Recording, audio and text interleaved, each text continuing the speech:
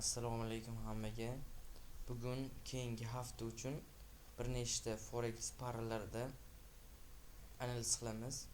Birinchi Euro USD dan boshlab olsak, Euro USD kattaroq time frame da asosiy trendni aniqlab olsak, asosiy trend hozircha langov, ya'ni narx hozir ko'tarilyapti. Shunga asosan biz buyga ideya qidiramiz, ya'ni longga.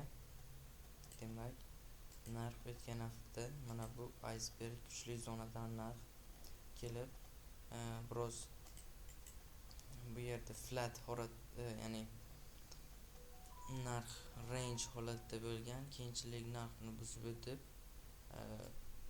narx tepaga yurishni boshlagan. O'tgan hafta biz belgilab bergandik shu nuqtani, narx shu zonadan chiqib buzib o'tishini narx aytilgandek buzib chiqib ketdi shu zonadan. Demak, keyingi harakatlarda qarasak,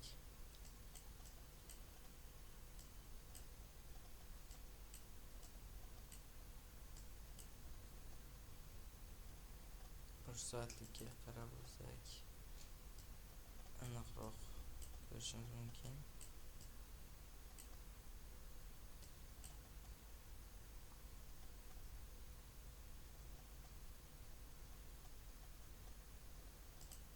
Mana bu zonada FVG bor edi. Narx shu yerda Ruslan FVG ishlab bergan ekan.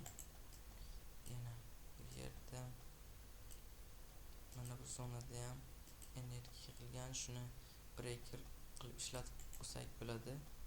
Narx masalan shu zonadan kelib dalshi va 2 da deb olsak bo'ladi. Mana shu hozircha Euro USDga qarashim shu. Ko'proq narx biroz pastga ketishi mumkin. Bu zonalarni buzib ham baribir asosiy buyga qiziqib ko'ramiz. Masalan bu yerda zonalarni ko'rib, o'sha zonalardan ishlab olishimiz mumkin. Mana bu yerda order flow mavjud. Shu zonadan reaksiya olishi mumkin. Ehtimollik mana bu zonadan ham reaksiya olishi mumkin. Bu yerda energiya shu yerda range holat tutilgan. Shu zonada ko'proq narxning qaytish ehtimoli ko'proq. Shu zonalardan kelib baribir ham narx asosiy buyga harakatlanishi kerak. Euro USDga hozircha shu. Keyingi para tillarga qarasak,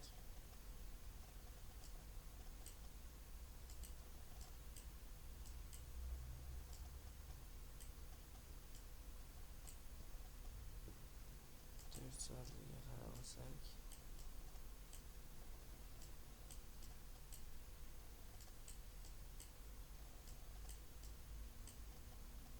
bozor biza mana bu zonadalik payti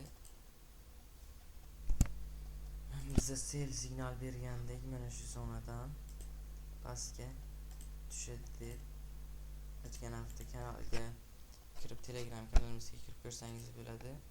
Narx juda chiroyli ishlab berdi. Narx yana dalshi anchagina pastga tushib berdi. Undan keyinchalik keyingi haftalarda narx mana bu zonada investmentni yechdi.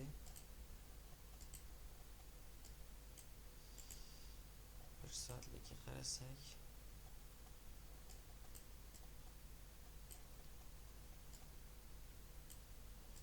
yana pastdagi likvidlarni oldi.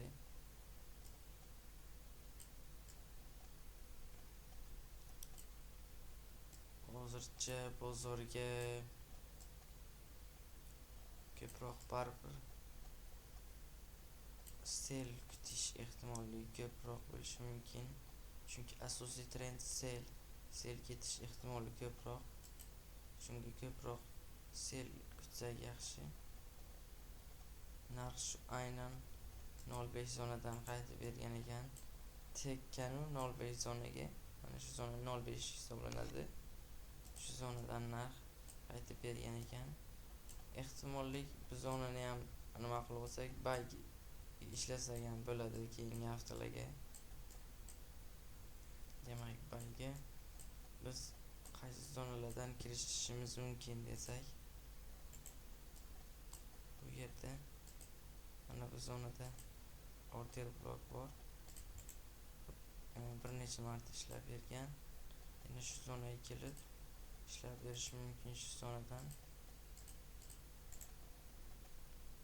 Demak, mana bu zonada ham order blok bor. Mana shu zonadan ham qiziqib ko'rishingiz mumkin. Keyinchalik mana bu zonalardan ko'proq qaytish zona bo'lgan. Sonda narx kelgan payti ko'proq narx qaytib kelgan. Shunga shu zonalardan ham kirsak bo'ladi. Demak, keyingisi bu Bitcoin USDga hozircha HUSDga tillaga qarashim bay. Shu zonalardan bay tutsak bo'ladi keyingi haftalarga. Bitcoin USDga qarab olsak, Bitcoin USD hozir kuchli o'sib bermoqda. Narx 81 minggacha keldi.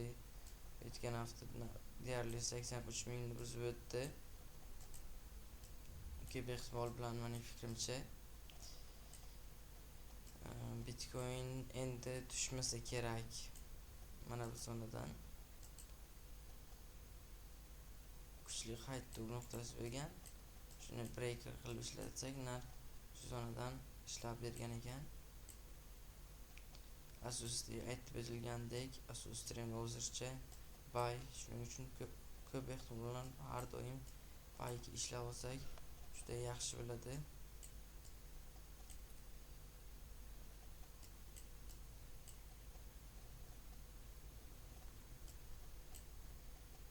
Biz hozircha mana bu zonani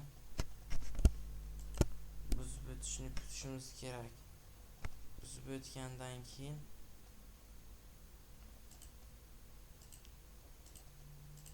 ssenariyni kutishimiz mumkin. Hozircha narxni bir narsa deb aniq aytishim ilojsiz. Hozircha bu yerda narx qaytib kelsa nimalardan kirishimiz mumkin?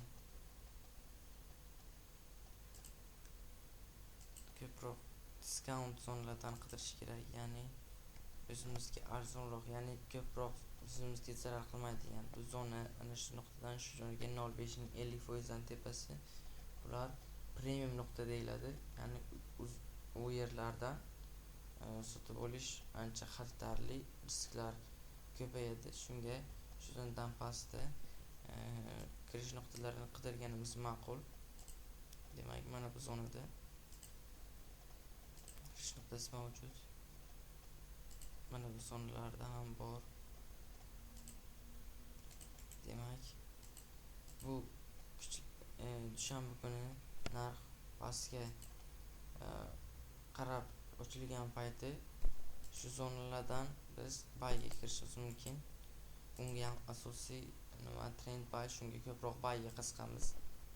Keyingisi GBP USDga bu Angliya funt sterlingi. Bunga asosiy trend hozir ko'ramiz.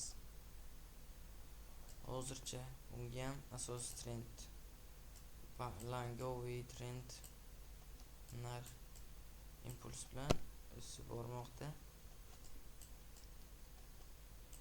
Mana bu zonalarda likvidlar qolib ketgan. Narx shu likvidlarni olishga kelishi kerak. Pastda ham likvidlar bor. Hozircha 1 soatlikka qarasak, pastda kirishga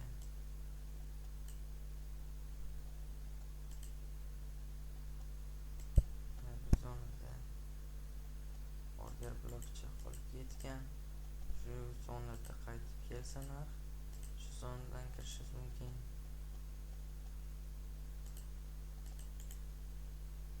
Yoki mana bu zonada shuni breaker qilib ishlatib olsak, asosiy shu zona, ana shu ikkita belgilangan zonalarni